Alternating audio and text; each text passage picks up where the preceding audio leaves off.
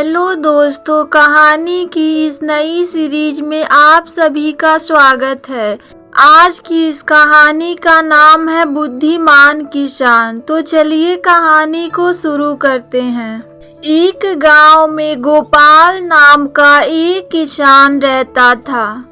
परिवार में उसकी पत्नी और बच्चे, यही उसका संसार था। गुजारा करने के लिए वह अपने छोटे से खेत में फसलें उगाता था और उन्हें बेचकर अपना और अपने परिवार के लिए 2 वक्त का खाना जुटा पाता था। कहने को तो उसके पास इतना धन नहीं था, लेकिन फिर भी वह काफी खुश था। एक दिन दोपहर को वह अपनी पत्नी के साथ खेत पर खड़े होकर कह रहा था, हे भगवान, अगर बारिश हो जाए तो इस बारिश सभी किसानों की फसल अच्छी हो जाए। उसकी पत्नी भी कहती है, हाँ सही कहा आपने, अगर बारिश हो जाती है तो इस बार काफी अनाज हम किसानों के पास आ जाएगा। बारिश की आस में किसानों की उम्मीदें टूटने लगती है, लेकिन बारिश की एक भी बूंद जमीन पर नहीं गिरती। परिणाम यह होता है कि सभी किसानों की फसलें बर्बाद हो जाती हैं और सूखने लगती हैं। गोपाल की फसल भी पूरी तरह बेकार हो जाती है। ये देखकर गोपाल कहता है, हे भगवान, इस बार किसानों का बहुत नुकसान हुआ है। फसलें पूरी तरह नष्ट हो चुकी हैं। मैंने तो इस फसल और बच्चों की पढ़ाई के लिए कर्ज भी ले रखा है। अब मैं इस कर्जे को कैसे चुकाऊंगा? यह सुनकर गोपाल की पत्नी गोपाल को सहारा देते हुए कहती है, कोई बात नहीं, अब जो होना था वह तो हो गया। हमारी पड़ोस वाली दीदी कह रही थी कि संतोष भैया शहर गए हैं, हो सके तो आप भी शहर चले जाइए। शहर जाकर थोड़ा पैसा कमा पाएंगे तो कर्जा भी चुका देंगे। यह सुनकर गोपाल कहता है, हाँ, अब मेरे पास केवल 2 ही रास्ते हैं, या तो मैं शहर जाकर थोड़े बहुत पैसे कमा लूं या फिर खेत बेच दूं। लेकिन मैं खेत बेचना नहीं चाहता, क्योंकि हमारे पालन पोषण का यही एकमात्र सहारा है। बाद में गोपाल और उसकी पत्नी दोनों मिलकर गोपाल के शहर जाने को ही उचित समझते हैं। अगली सुबह गोपाल शहर जाने की तैयारी करता है। वह अपनी पत्नी से कहता है, सुनो, मैं खाली हाथ शहर जा रहा हूँ। कोशिश पूरी करूँगा कि कहीं अच्छा सा काम ढूंढ लूँ और थोड़ा बहुत पैसा कमा लूँ। जैसे ही कुछ पैसे हो जाएंगे मैं तुम्हें खर्चे के लिए भी भिजवा दूंगा। आप मेरी और बच्चों की चिंता मत कीजिए। हमारा खर्चा कितना है, और फिर बाद में कुछ दिनों के लिए मैं मायके भी रह जाऊंगी। आप अपना ध्यान रखिए और शहर जाकर पैसे कमाइए।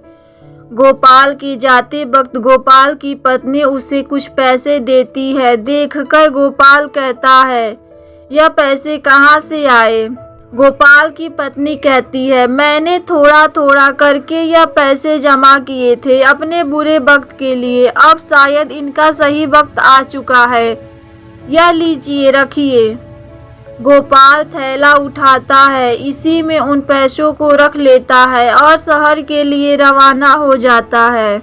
शहर पहुंचकर वह काम ढूंढना शुरू करता है, लेकिन पूरा दोपहर काम की तलाश करते करते वह थक जाता है, लेकिन काम नहीं मिलता है। उसके बाद वह एक बगीचे में जाकर पेड़ की छांव में बैठ जाता है। वहीं पास में 2 जेब कतरे आपस में बात कर रहे होते हैं। सुन बे चुंगल, 3 दिनों से कोई भी मुर्गा हाथ नहीं लगा है। लगता है इसके पास काफी माल है। इस बार खाली हाथ लौट कर नहीं आना है। सही कहा मालिक, आपकी निगाहें तो बहुत तेज है। चल अब तारीफ करना बंद कर और काम पर लग जा।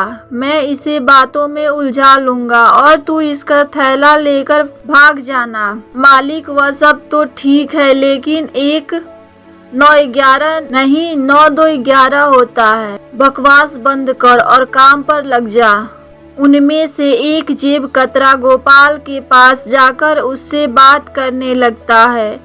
अरे श्याम बाबू, कैसे हो? बड़े दिनों बाद दिखाई दिए। अरे भाई, आप कौन? मैं तो आपको जानता भी नहीं हूँ, और मेरा नाम श्याम बाबू नहीं, मेरा नाम तो गोपाल है। अरे हाँ, तभी मैं कहूँ कि मैं तुम्हारा नाम भूल रहा हूँ। अच्छा, और बताओ क्या हाल है?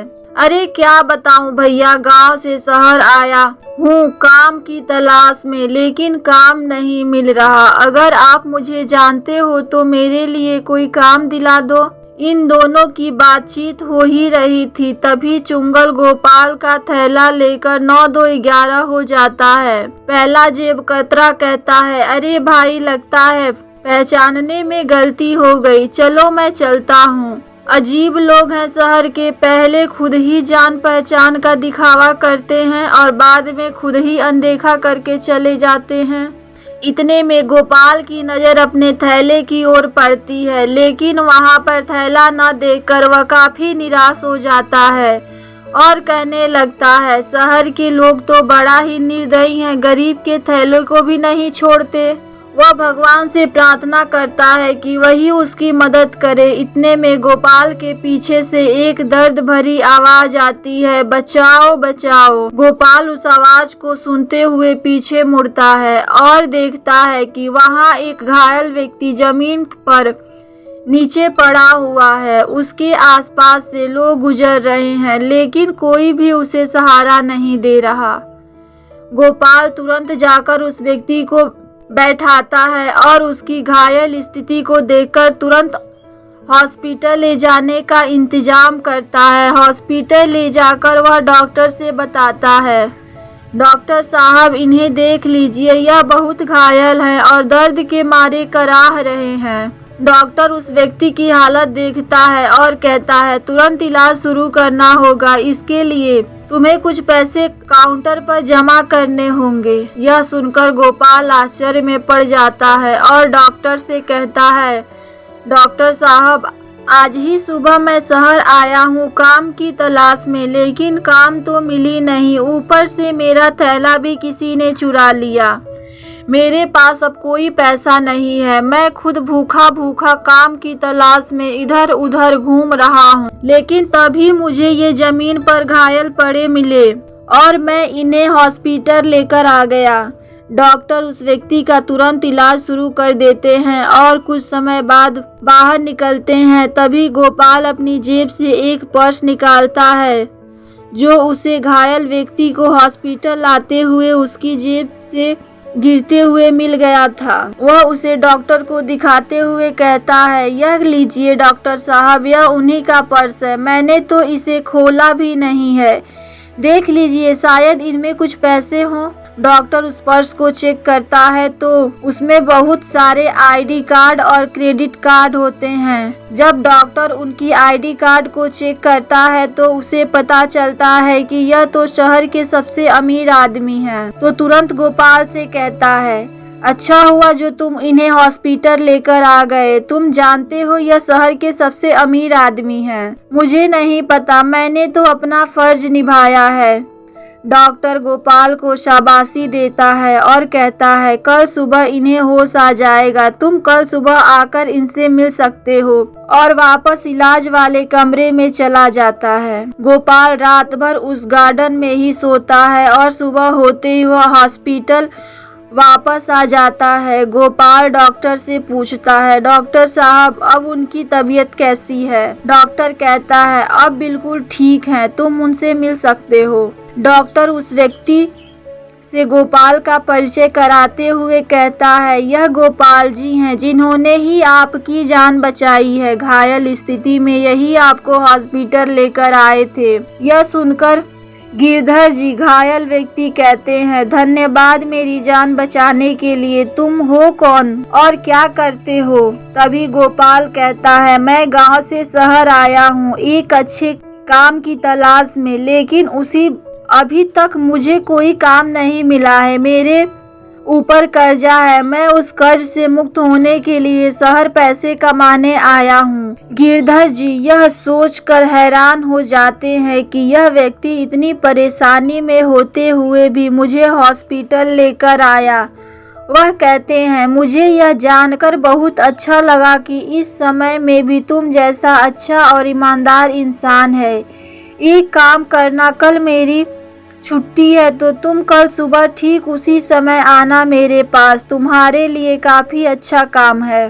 गोपाल शुक्रिया करते हुए वहाँ से चला जाता है और अगले दिन ठीक उसी समय हॉस्पिटल पहुँचता है। हॉस्पिटल से वे दोनों गिरधर जी के घर के लिए रवाना हो जाते हैं। घर में प्रवेश करते वक्त गोपाल उनके एक बड़े से महल और बड़ी बड़ी गाड़ियां देखकर हैरान रह जाता है और सोचता है कि यह व्यक्ति कितने अमीर हैं। गोपाल अंदर जाकर सोफे पर बैठ जाता है। तभी गिरधर जी नौकर से उसके लिए पानी और खाने के लिए कुछ लाने को कहते हैं। गिरधर जी कहते हैं, गोपाल तब तक तुम कुछ खा पी लो, तब तक मैं 15 मिनट में आता हूँ।